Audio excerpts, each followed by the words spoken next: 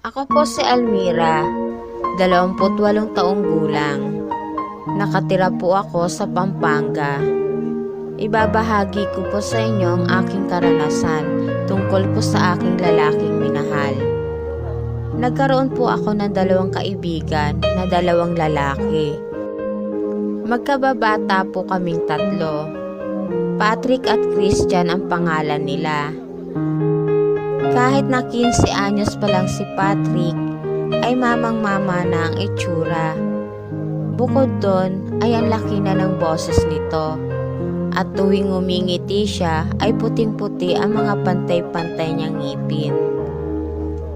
Si Christian naman ay gwapo rin at matangkad.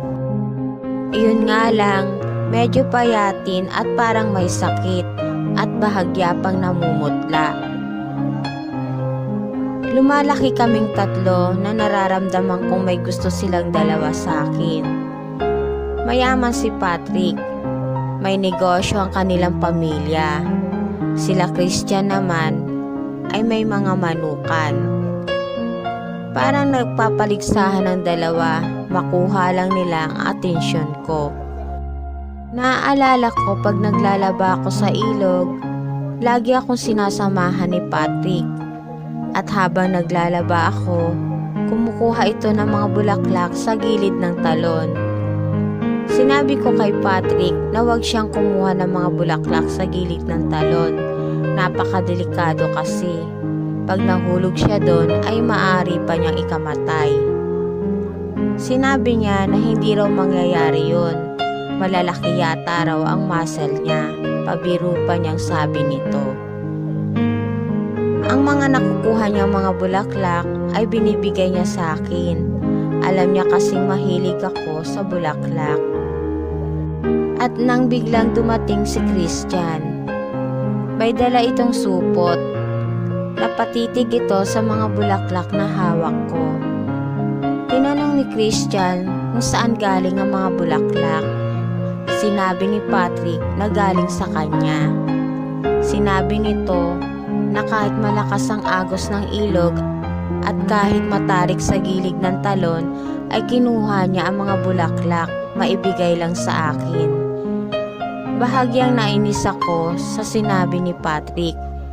Mahina kasi ang loob ni Christian, takot itong umakyat sa gilid ng talon at takot din itong lumangoy sa ilog.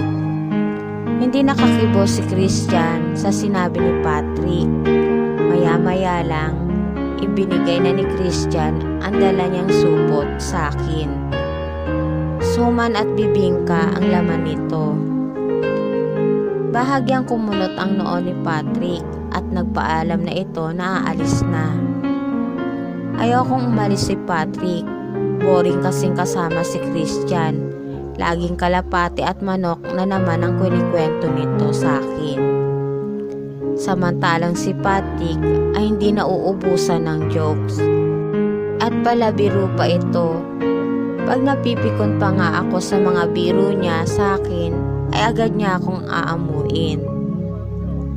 Bukod sa magkababata kaming 3, pareho kaming graduating na ng high school at sa isang eskwelahan rin kami nag-aaral.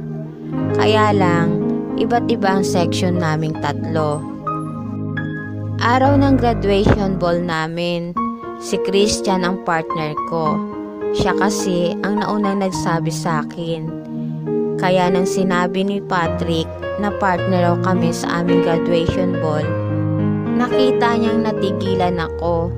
Alam niya kasi na naunahan na naman siya ni Christian. Pagdating namin sa school ay andun na si Patrick, kausap ang mga kaklase namin. Napatingin ito sa amin. Sinabi ni Christian na siguro daw naiinggit si Patrick sa kanya. Lihim akong nainis sa sinabi ni Christian. Tuwang-tuwa kasi si Christian na nalamangan niya si Patrick kahit sa napakaliit na bagay. Pero, pilit na inuunawa kong ugali ng kababata ko. Sa aming 3 magkababata, si Patrick ang nakalalamang sa amin. Mula sa mga mamahaling laruan hanggang sa mga mamahaling damit at mataas na grado sa paaralan. Bukod pa doon ay mas sikat si Patrick sa paaralan namin dahil sa taglay nitong kagwapuhan at lagi itong konsorte na kahit na anong pagtitipon o kaya sa Santa Cruzan sa aming lugar. Habang isinasayaw ako ni Christian, tinanong niya ako kung anong kurso ang kukunin ko. Sinabi ko sa kanya na accounting na lang ang kukunin ko. Sinabi ni Christian na vocational lang daw ang kukunin niya sa bayan. Yun daw kasi ang kaya ng kanyang mga magulang. Bahagya akong naawa kay Christian. Maya-maya lang, bigla niyang binanggit si Patrick. Doktor daw ang kursong kukunin nito. Yun din daw sanang kurso ang gustong kunin ni Christian. Nabanggit rin niya na sa Maynila natitira at mag-aaral si Patrick. Sinabi rin niya na pag sa Maynila nag-aral si Patrick ay magkakaroon na ito ng mga bagong kaibigan at magkakaroon ng mga nobya. Makakalimutan na raw kami ni Patrick. Sa sinabi na yun ni Christian ay lalo akong nainis. Nang matapos na kami magsayaw ni Christian ay biglang lumapit si Patrick. Isinayaw naman niya ako. Sinabi ni Patrick na pagka-graduate namin ng high school ay isasama na siya ng mama at papa niya sa Manila para dun mag-aral ng college. Hindi pa siya umaalis ay sobrang nalungkot na ako. Biniro niya ako na wag ako mag-alala. Kahit na andun siya sa Manila ay ako lang daw ang babaeng ituturing niyang pinakamaganda sa buong mundo. At pag nakatapos siya ay babalik siya agad at magpapakasal kami. Alam kong palabiro si Patrick pero nararamdaman kong totoo lahat yung sinasabi niya. Palapit ng palapit ang aming graduation. Malapit na rin kaming magkakahiwalay ng mga kababata ko. Nang sumapit ang aming graduation, ay masaya kaming tatlong nagpapapicture at nang natapos na ito, ay napag-usapan naming tatlo na mag-picnic sa tabi ng ilog. Sinabi ni Patrick na siya ang bahala sa pagkain namin. Ayaw naman magpatalo ni Christian. Sinabi nito na siya ang bahala sa mga kakanin at soft drinks. Pagdating ko sa ilog, naabutan ko na si Patrick na nakasalampak sa malapad na bato. Nakalatag na rin ang mga pagkaing dala niya. Pagkakita sa akin ni Patrick ay inabot niya agad ang mga bulaklak. Nagalit ako kay Patrick. Sinabi ko sa kanya na bakit umakyat na naman siya sa talon. Alam naman niyang mapanganib umakyat sa gilid ng talon. Nagbiro ito na kahit gaano kapanganib susuungin ko. Mapatunayan ko lang sa'yo na mahal kita. Kinilig ako kahit bata pa ako noon. Sinabi ni Patrick sa akin na bago siya umalis papuntang Maynila, kailangan ko muna raw siyang sagutin. Sinabi ko sa kanya na pag sinagot ko siya ay baka lokohin niya lang ako. Natatakot akong sagutin siya. Sinabi nito na wala raw akong dapat ikatakot. Mahal niya raw ako at alam din niyang mahal ko siya. Kaya ng oras na yon, sinagot ko si Patrick. Sinabi niya sa akin na hindi niya ako lolokohin. Hindi rin niya ako ipagpapalit sa iba. Hindi namin namalayang dalawa na nasa likod na namin si Christian. Galit at umiiyak na nagsisigaw ito. Niloko raw namin siya. Sinabi ni Christian na traidor raw si Patrick. Ginawa raw namin siyang tanga. Nagkakaunawaan na pala raw kami ni Patrick. Umiiyak na sabi nito. Sinabi ni Patrick na kasalanan ba raw niya kung siya ang nagustuhan ko. Galit na sinabi ni Christian Napalibhasa mayaman ka, yan ang pinanlalaban mo. At ikaw, Almira, kaya siya siguro ang pinili mo dahil mayaman siya. Nabigla ako sa sinabi ni Christian.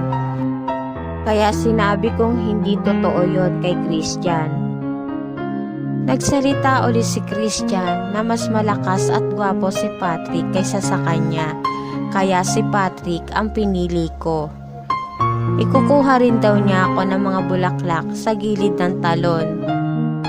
Iaalay raw niya ito sa paanan ko. Pero bawiin ko raw ang pagsagot ko kay Patrick. Pagkasabi nun ay nagtatakbo na ito palayo sa amin. Halos sabay kaming sumigaw ni Patrick pero parang wala siyang narinig. Sinundan namin siya. Papunta siya sa talon at mangunguha ng bulaklak.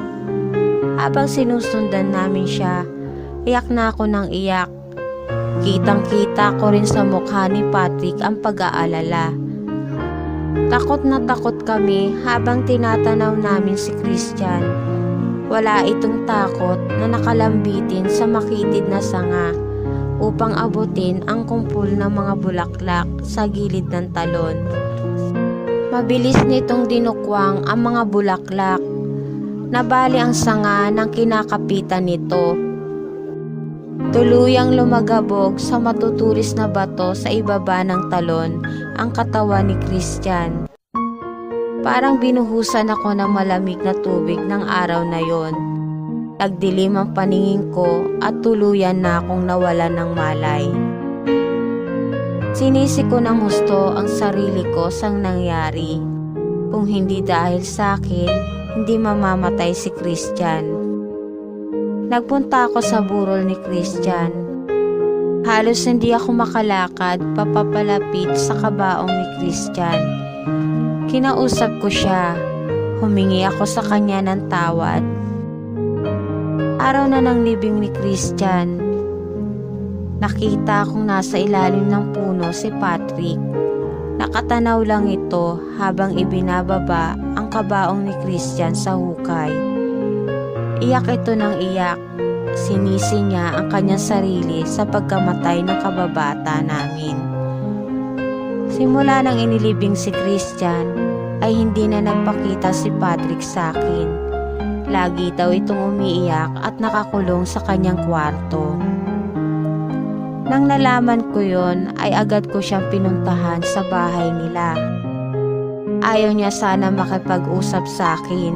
Pinilit ko lang siya. Nang lumabas siya ng silid niya, ay masama ang tingin niya sa akin. Sinabi niya na mahirap pala raw akong mahalin. May namamatay daw. Sinabi rin niya na sa Amerika na siya mag-aaral. Sinabi ni Patrick na kaming dalawa raw ang may kasalanan sa pagkamatay ni Christian. Tumalikod na ito at pumasok niya sa kanyang silid. Umalis akong umiiyak. Nabalitaan ko kila nanay na umalis na raw si Patrick. Umiyak na ako ng umiyak.